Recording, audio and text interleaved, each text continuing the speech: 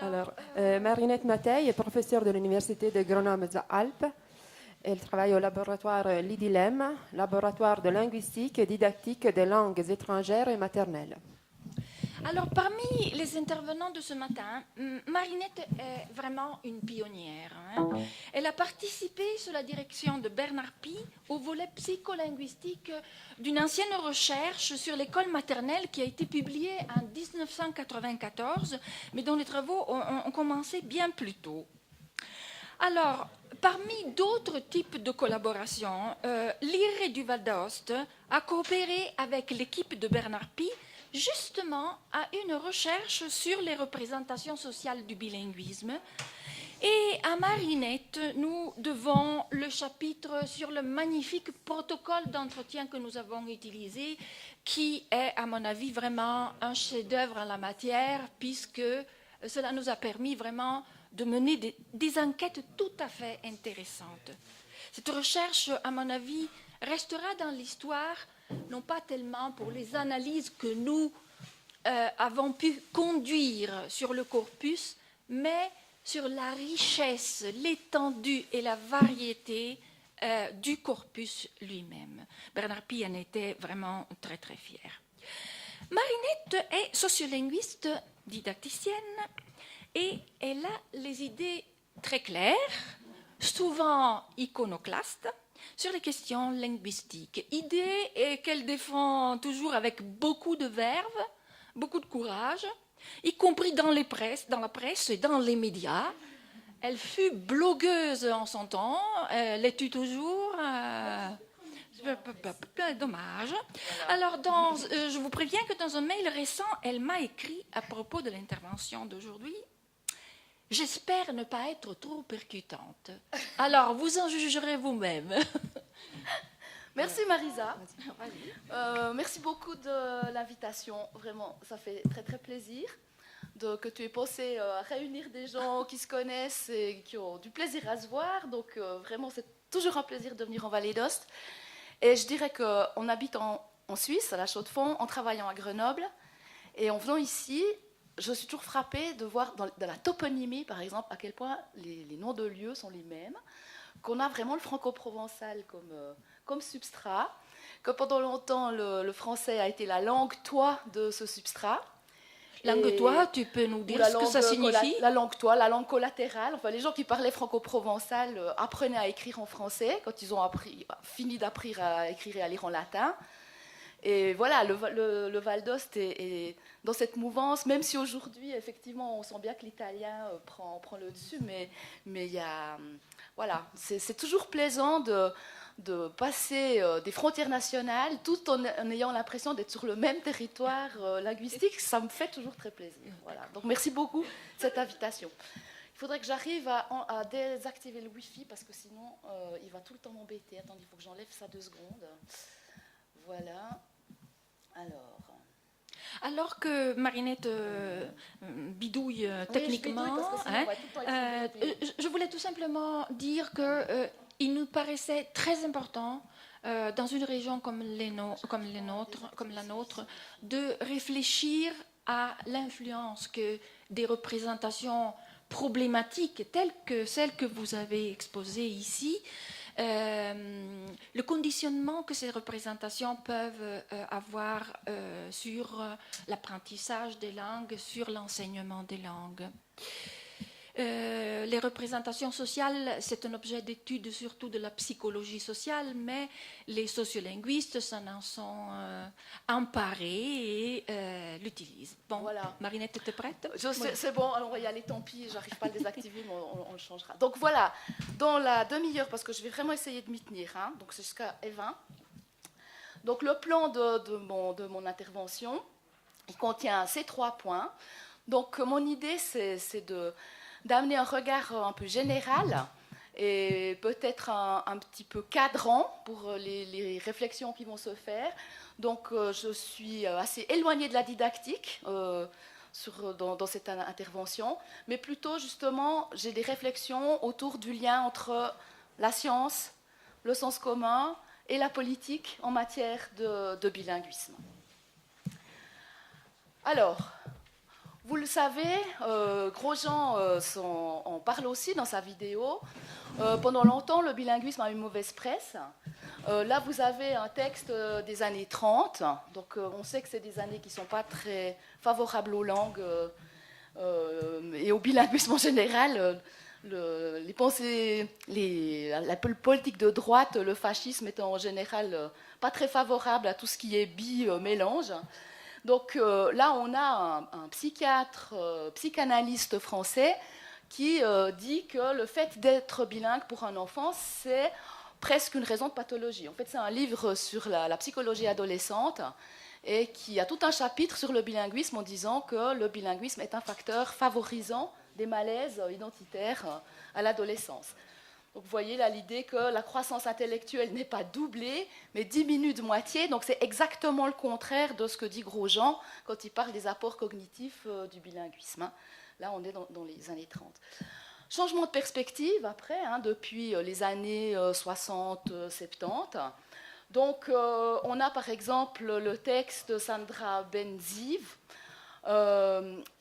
qui commence à dire, mais en fait, le bilinguisme, loin d'être un handicap, c'est quelque chose qui peut favoriser le développement, non seulement langagier de l'enfant, mais le développement cognitif en général de l'enfant. Donc, le bilinguisme favoriserait le développement métalinguistique, par exemple. Entre les années 70 et les années 90, il y a de nombreuses recherches qui ont des résultats qui prouvent scientifiquement, d'après leurs études, que les enfants bilingues disposent d'une faculté à la pensée créative accrue, ils voient plus de solutions dans les problèmes à régler, ils ont de plus grandes capacités linguistiques que les monolingues, un meilleur contrôle des opérations linguistiques, ils ont une meilleure sensibilité communicative, le fait d'avoir grandi dans un environnement où on sélectionne les interlocuteurs par la langue, où on est rendu sensible à quelle langue je dois parler avec qui, améliore la sensibilité communicative. Et même dans des tâches qui ne sont pas du tout linguistiques, comme la perception spatiale, le fait d'être bilingue améliore ces résultats. Donc on a un changement total de la science, de la vision du bilinguisme par la science, dans de nombreuses études. Ce qui arrive avec cette mise en avant des apports du bilinguisme, des apports cognitifs du bilinguisme, ce qui arrive toujours quand une idée devient majoritaire, c'est qu'on aboutit à des slogans. Et les slogans que vous avez là, je les ai tous trouvés en googlant. J'ai googlé dans toutes les langues que je connaissais et j'ai trouvé. Ça, c'est le slogan, je pense, le plus connu qu'on entend à propos du bilinguisme, c'est-à-dire le monolinguisme, ça se soigne. En gros, c'est ça. C'est l'inversion. Donc, c'est exactement l'inversion. Donc, on revient à cette idée de pathologisation du répertoire langagier. Voilà. Évidemment que par rapport, j'ai encore ça, voilà. C'est le slogan qui est développé, donc c'est tout récent, j'ai trouvé ça en préparant ces dias. Donc voilà, on parle de myth of the past, donc exactement comme le fait François Grosjean. Donc, alors voilà, on dénonce le mythe. Donc dans le passé, on pensait que le bilinguisme, ça pouvait développer la schizophrénie, C.F. Pichon. En fait, tout ça, ça a été prouvé que c'est faux. Ok, la science parle. Et au contraire, maintenant, la science dit que le cerveau bilingue, Grosjean aussi parle du cerveau bilingue. Le cerveau, que fait le cerveau bilingue? Il est plus agile et, comme on trouve chez Grosjean, ça permet de retarder l'apparition d'Alzheimer. Alors ça, c'est une allusion aux travaux de Hélène Bialystok, qui est une chercheuse canadienne qui a énormément travaillé sur justement les capacités métacognitives, métalinguistiques chez les enfants d'abord. Elle est connue d'abord pour ses travaux sur les enfants, puis en vieillissant, elle s'est mise à travailler sur Alzheimer, évidemment.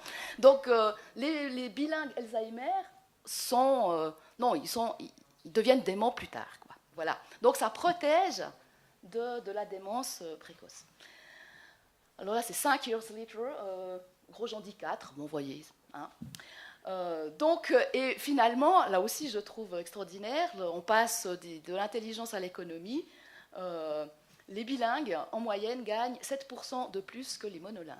Donc, on a vraiment tous les avantages de pourquoi devenir bilingue. Non seulement ça protège des maladies, mais en plus, ça donne des meilleurs salaires. Donc voilà, là, pour moi, on n'est plus dans la science. Là, on est clairement dans l'idéologie, c'est-à-dire qu'on essaye de remplacer un sens commun par un autre sens commun. Tout ce que vous avez dit au début sur les mythes, on pourrait très bien reprendre ça puis dire ben, les apports cognitifs du bilinguisme, c'est un mythe. Voilà. Je ne veux pas totalement démonter tout ce qui a été dit, mais tout est fait pour qu'on croie que c'est vraiment vrai que le bilinguisme a des bienfaits cognitifs, comme si c'était vrai pour tout le monde, une vérité générale, et je pense que là, c'est vraiment simplifier la réalité à l'extrême. Et que les gens qui tiennent ce genre de discours sont en général des gens qui ne proviennent pas de n'importe quelle classe sociale, ce sont quand même plutôt des discours de privilégiés sur des enfants et des personnes qui appartiennent à ces mêmes classes sociales. Donc je pense qu'il y a quand même... encore une fois, je ne suis pas du tout contre le bilinguisme. Hein. Je ne suis pas en train de dire revenons à Pichon, pas du tout. Mais je pense qu'il faut faire attention à ne pas tomber dans cette sloganisation, de passer par des slogans, parce que là, on est en pleine idéologie. Et puis, en fait, quand on est en pleine idéologie, ben voilà, ce qui se passe, c'est qu'il y a une réaction. C'est-à-dire qu'il y a des gens qui commencent à se dire c'est bizarre, toute cette emphase qui est mise sur les apports cognitifs du bilinguisme, il y a sûrement quelque chose de bizarre. Donc voilà, cet article qui est sorti en 2014, oui c'est ça. Donc l'avantage cognitif du bilinguisme, est-ce que ce ne serait pas un exemple de biais des publications? Donc qu'est-ce que dit cet article? Les auteurs analysent 104, ils font une méta-analyse en fait. Hein. Ils analysent 104 résumés de communication présentés dans des colloques de sciences cognitives entre 1999 et 2012. Alors, sur les 104 résumés, il y en a presque 40% qui concluent clairement à un avantage du bilinguisme. Donc, c'est toutes des choses psychologiques, hein, expérimentales, très sérieuses méthodologiquement.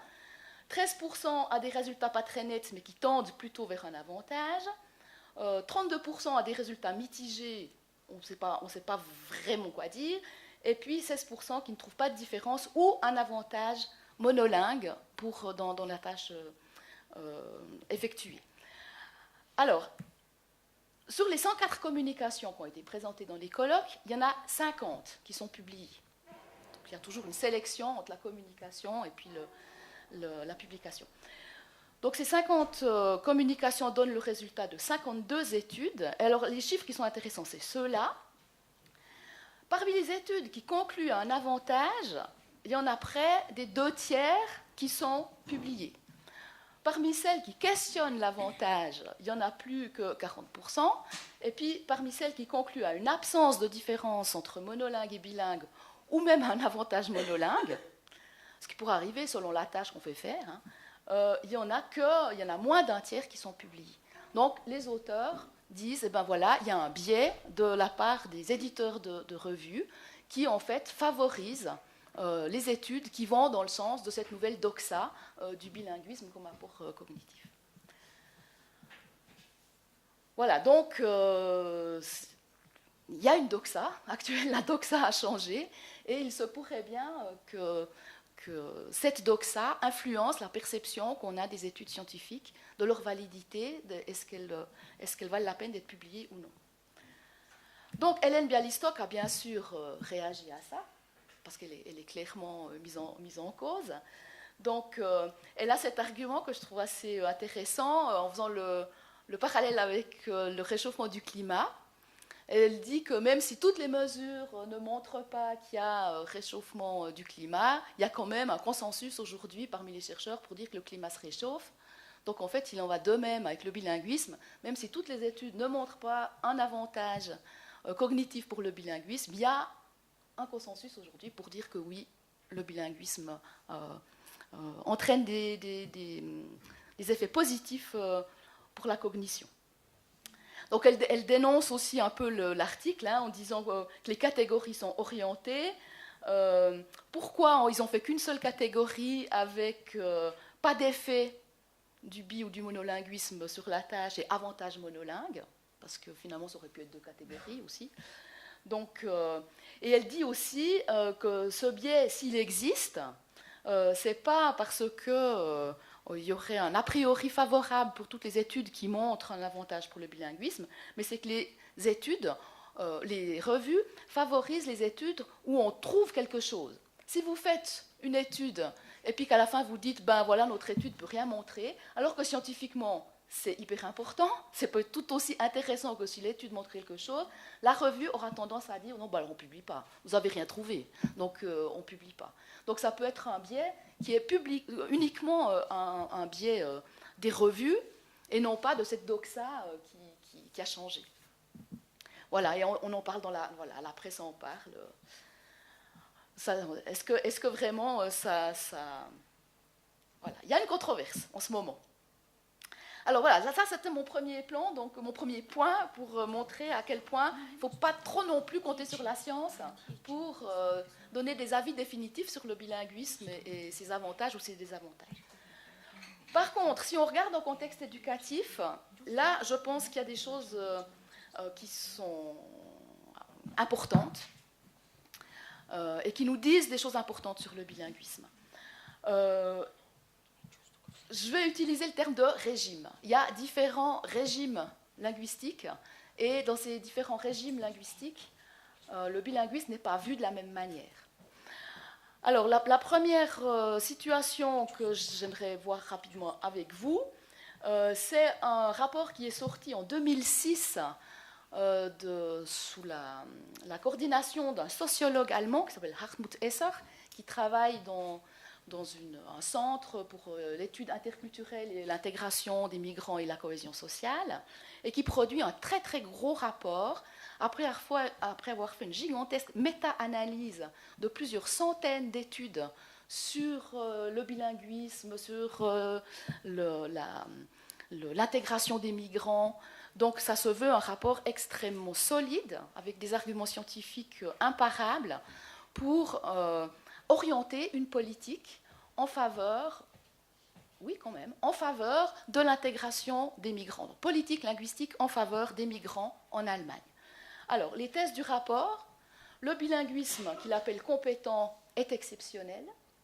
Donc il faut faire la différence entre bilinguisme et semi-linguisme, et que le monolinguisme reste la règle dans les États-nations. Vous voyez qu'on est totalement à l'inverse de ce que dit Grosjean. Les études qui concluent à un avantage de l'éducation bilingue sont malmenées, il le dit carrément. Pourquoi ? Parce que la plupart d'entre elles ne contrôlent pas un facteur hyper important qui est l'intelligence. Donc toutes les études de Cummins, il met vraiment en cause les études de Cummins, sur le fait que des facultés bilingues académiques, c'est à ce moment, quand on lit et écrit dans les 2 langues, c'est à ce moment-là que le bilinguisme donne ses effets positifs. Lui dit, mais en fait, si on ne contrôle pas l'intelligence, on ne peut pas savoir si c'est parce que c'est des gamins qui sont plus intelligents, ils arrivent à faire ça, et plutôt que le contraire, c'est le bilinguisme qui les rend plus intelligents. Donc, si on ne contrôle pas ça, on ne peut rien dire. C'est une attaque extrêmement virulente. Et par rapport aux migrants, donc ça c'est fondé sur toutes ces études sur l'intégration, ils sont confrontés à un choix, ou maintenir leur langue, ou investir des ressources en temps, en argent parfois, pour apprendre la langue locale, et qu'on ne peut pas faire les deux, c'est ou l'un ou l'autre. Donc il revient à cette idée complètement, c'est pas possible d'être bilingue compétent, et en plus il y a certaines langues, ça ne vaudra pas la peine de les maintenir, parce qu'on n'a pas assez l'occasion de les parler, parce qu'on n'a pas assez l'occasion de les apprendre. Donc en fait, pour la plupart des migrants, vaut mieux mettre son énergie, mettre ses ressources dans l'apprentissage de la langue locale, parce que c'est ça qui favorise l'éducation et qui favorise l'insertion sur le marché du travail. Donc, maintien et acquisition insuffisante ou de la langue locale, ou acquisition poussée de la langue locale et abondant de la langue d'origine. Donc, vous voyez à quel point on est loin du cadre des représentations de gros gens. Et alors voilà, il donne cette définition de la langue du pays d'accueil pour les migrants. Pour les migrants, la langue est d'abord une ressource, c'est-à-dire qu'il faut l'apprendre pour pouvoir obtenir du travail ou pour pouvoir obtenir des diplômes. C'est un symbole. Plus vite on parle la langue locale sans accent étranger, plus vite on sera considéré comme quelqu'un de fiable, donc on pourra se faire engager. Donc l'accent étranger, ça vous plombe dans la recherche de travail, donc perdez votre accent. Et puis seulement, à la fin, c'est un moyen de communication. Donc, pour nous linguistes, on mettrait évidemment que la langue est un moyen de communication, on le met d'abord. Pour ce sociologue, moyen de communication, ça vient en troisième position, avant l'idée que c'est d'abord une ressource convertissable en d'autres ressources, et le symbole, la langue, reste le symbole de l'État-nation. Et pour ça, il a un raisonnement économique. Alors, je vous fais grâce parce qu'il y a une très belle formule, donc ça a l'air hyper sérieux et tout. Mais son raisonnement économique, c'est ça. Donc, la personne migrante fait un calcul où elle prend en compte les occasions de parler sa langue d'origine, la valeur de celle-ci sur le marché et les coûts de son maintien. Donc, y compris ses coûts sociaux. C'est mal vu d'avoir l'accent étranger. Et donc, pour la plupart des migrants, le retour sur investissement du maintien de la langue d'origine n'est pas suffisant pour justifier ce coût. Donc il y a basculement vers la langue locale, language shift, et ça lui permet de dire que le monolinguisme reste la règle. Donc, les thèses, la maîtrise de la langue locale, c'est la clé de l'intégration. Le bilinguisme compétent, c'est exceptionnel, car la maîtrise d'une langue se fait obligatoirement au détriment d'une autre. Et donc, le système éducatif ne doit pas soutenir le bilinguisme des enfants, mais bien l'apprentissage de la langue locale, car la plupart du temps, le bilinguisme des migrants ne favorise ni l'accès à l'emploi, ni la réussite scolaire. C'est la conclusion du rapport. Alors là, on a clairement un régime linguistique qui est destiné aux migrants et dans lesquels tout ce qu'on entend sur les avantages du bilinguisme sont battus en brèche. Là, on peut se dire carrément qu'on en est à Bloomfield, le retour. Bloomfield, donc, qui disait qu'être bilingue, c'est avoir des compétences de locuteur natif dans deux langues, et que c'est exceptionnel, etc., etc. Mais c'est une approche terriblement objectivante, rationnelle, qui est extrêmement influencée, je dirais, par l'économie, par les recherches en économie, et du coup, ça donne un poids scientifique très fort. On a l'impression que ça y est, c'est la vérité. Bon, on est supposé disparus, on voit que c'est très facile de les faire remonter. Bon, ce rapport de 2006 a créé beaucoup de remous. Ça n'a pas passé comme une lettre à la porte. Il y a des tas de chercheurs qui ont fait des pétitions, qui ont fait des lettres ouvertes en dénonçant cette manière de voir les choses, qui est un terrible retour en arrière pour tous ceux qui ont travaillé dans le domaine du bilinguisme, pour montrer que le bilinguisme est une façon de vivre la communication, de vivre son répertoire langagier d'une manière aussi normale que les gens qui sont monolingues. Ça dépend des situations, etc. Mais là, on a vraiment l'impression que c'est ce retour en fait, des visions monolingues. Et ce n'est pas étonnant si ce retour des visions monolingues est couplé à l'idée de l'intégration des migrants, à cette peur des États-nations européens de se voir submergés par des gens qui parlent des langues non européennes et qui pourraient menacer la cohésion sociale. Donc, pour ne pas menacer la cohésion sociale, pour garantir cette cohésion, il faut insister sur la maîtrise de la langue locale, de la langue nationale. Et on revient à cette idée, une langue, un pays, Deutschland für alles. Donc voilà, c'est une idéologie, 10 minutes ça ira très bien, qui favorise les aspects économiques et surtout symboliques. Je dirais, on met en avant les aspects symboliques de la langue en mettant complètement de côté tous les aspects communicatifs que nous avons beaucoup étudiés, que ce soit en situation scolaire, que ce soit en situation naturelle. Mais tous ces aspects-là, bon, ce n'est pas du tout cité dans ces travaux, c'est comme si ça ne comptait pas. Ça ne compte pas. C'est un peu vexant pour nous. C'est un peu vexant. Mais voilà, ça va dans le sens des intérêts d'une Europe face aux migrants. Alors, autre régime pour le bilinguisme, bah, évidemment, c'était tentant de faire ça en venant en Vallée d'Ost, c'est celui de la Vallée d'Ost. Quel est le régime linguistique en Vallée d'Ost aujourd'hui? Officiellement, la Vallée est une région autonome, bilingue, italien-français. On sait que son autonomie est quand même largement liée à ce fait historique du français langue toi, TOT, avant l'italien. Donc la politique linguistique éducative a été extrêmement efficiente, je dirais, depuis les années 80. Effectivement, j'ai eu le plaisir de participer à l'évaluation des compétences en français des enfants, je crois que c'était en 87, 8, 9 peut-être, par là. Je me rappelle, on allait à Doux et on enregistrait ces gamins.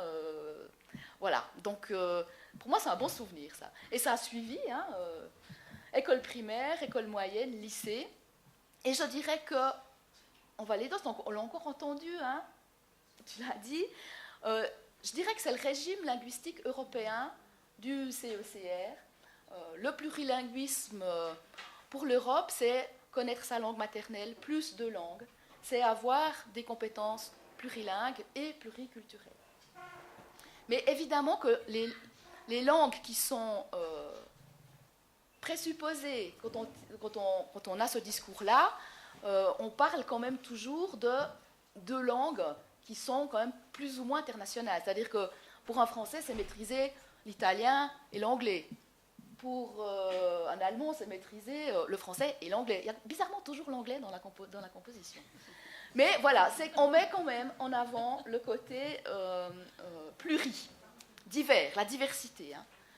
Et ça, moi, alors, à titre personnel, je suis 100% pour. C'est clair. Il y a aussi les liens avec l'économie qui sont quand même mis. On l'a entendu aussi. Hein. Aujourd'hui, ça augmente les possibilités de travail. Si on est trilingue, c'est sûr qu'on augmente ses possibilités de travail, c'est clair. Mais là encore, c'est peut-être pas un raisonnement qui est valable pour toutes les classes sociales. Je maintiens, il y a des classes sociales, mais ça on pourra en discuter. Et dans le plurilinguisme européen, il y a aussi tout cet accent qui est mis sur les langues régionales. Et là, je me demande, on pourra en discuter, si on n'est pas aussi plus dans le symbole que dans la volonté de vouloir faire revivre des langues. Hein. Moi, je ne suis pas sûre qu'on va reparler franco-provençal dans les assemblées politiques. Par contre, qu'il y ait des tas de gens, on peut en discuter. On peut en discuter. Peut-être, on va aller dans, je pense que c'est différent de ce qui se passe en Savoie ou de ce qui se passe en Suisse romande. Mais par contre, en Savoie et en Suisse romande, il y a des gens qui font du théâtre en franco-provençal, il y a des gens qui réapprennent des listes de mots. Donc il y a une pratique culturelle du franco-provençal, mais c'est ça que je mettrais plutôt du côté du symbole que du côté des pratiques communicatives. Mais c'est très important et c'est très bien. Tout ce qu'on peut faire pour nous décoller de la télévision et des téléphones portables, c'est très bien. Nous avons quelques représentations sociales de Marinette à déconstruire. Si on est tous d'accord, on ne peut pas discuter. Donc voilà, c'est ce régime linguistique européen hein, qui favorise quand même un plurilinguisme de langue, je dirais, internationale, des grandes langues, mais aussi, avec sa charte des langues minoritaires, les petites langues, les langues en fait qui représentent le patrimoine de la diversité européenne. Ça, c'est le discours. Maintenant, je suis allée regarder sur la page d'accueil de l'université Val d'Autun pour voir un peu comment ça se passe. Bon, voilà, alors, moi, je m'attends, effectivement, université Val d'Autun. Au Val d'Ost, on dit italien, français, anglais. Donc, déjà, ça me fait hurler de rire. En haut, à droite de l'écran, vous avez les petits drapeaux. Donc, drapeau italien, drapeau français, drapeau anglais. Je me dis, quand l'Angleterre quand la Grande-Bretagne ne sera plus dans l'Europe, est-ce qu'il y aura toujours le drapeau anglais pour signifier l'anglais? Bon, voilà, les drapeaux comme signe des langues, alors qu'on a un discours quand même un peu qui déconstruit les pensées nationalistes. Déjà ça, on sent que le nationalisme est toujours prêt à revenir à fond. Puis alors après, ce que j'ai trouvé très drôle, j'ai juste pris les les nouvelles récentes. Je sais pas, vous arrivez. Ah oui, on arrive très bien à lire. Voilà. Donc, ce qui m'a intéressé, c'est le titre de la page. Donc, en italien, c'est Univedea, donc Valdaos, News. C'est la page italienne. Après, vous avez toutes les nouvelles en italien. En français, ça s'appelle Flash Info. C'est les mêmes nouvelles. Tout en italien, c'est les mêmes. Et puis après, en anglais, Faculty News. Mais c'est toujours la même chose. Donc voilà, ça pour moi c'est un indice de régime, de quel est le régime linguistique de la vallée d'Aoste. La vallée d'Aoste est quand même, avant tout, sous régime italien. On peut dire que, d'ailleurs dans Wikipédia, sur l'université, c'est mis, l'université de la vallée d'Aoste est une université italienne. Donc on sent bien que, oui, l'italien est la langue largement dominante. Mais symbole. Donc, qu'est-ce qu'on conclut? Le français et l'anglais sont sur le même pied. Mais en fait, on peut aussi dire que le bilinguisme français-italien est en concurrence avec le bilinguisme italien-anglais. D'accord? Sous couvert de défense du trilinguisme, on dit toujours 3 langues, toujours 3. Mais en fait, est-ce qu'il n'y a pas une concurrence entre ces deux types de bilinguisme? Face au discours de l'Italie en général, je crois qu'il y a une loi qui a tenté d'être votée en 2005 pour encourager le bilinguisme italien-anglais pour tous les Italiens. Il me semble qu'il n'y a pas eu un truc comme ça qui a été discuté du temps de Berlusconi. Il me semble que ça n'a jamais passé. Mais il y a eu à un moment donné cette volonté très forte de l'État italien de faire l'impasse sur toutes les autres langues étrangères, à part l'anglais. Hein. Donc on sent bien qu'il y a cette tension entre ces deux types de bilinguisme. Donc on a une politique éducative en faveur du bilinguisme français-italien, c'est clair, mais est-ce qu'elle est aussi forte aujourd'hui qu'elle l'était dans les années 80, les années que j'ai connues moi? Je pense que, sous couvert de trilinguisme, on a bien une compétition entre deux types de bilinguisme. Donc voilà, pour lancer la discussion, moi, je dirais quand même aujourd'hui que l'idéologie plurilingue s'est imposée aujourd'hui contre l'idéologie monolingue, mais qu'elle devient aussi idéologique que l'autre. J'ai fini. Le plurilinguisme, c'est une valeur aujourd'hui. Mais il y a plurilingue et plurilingue. Et quand on dit que le plurilinguisme est une richesse, le monolinguisme, ça se soigne. Ou quand Grosjean dit c'est pour toutes les langues que le bilinguisme, c'est un avantage cognitif. Voilà. À qui on s'adresse, à qui on pense quand on dit ça, et est-ce qu'on n'est pas quand même un petit peu en train de donner une version de la réalité un petit peu biaisée? J'ai fini. Merci Marie.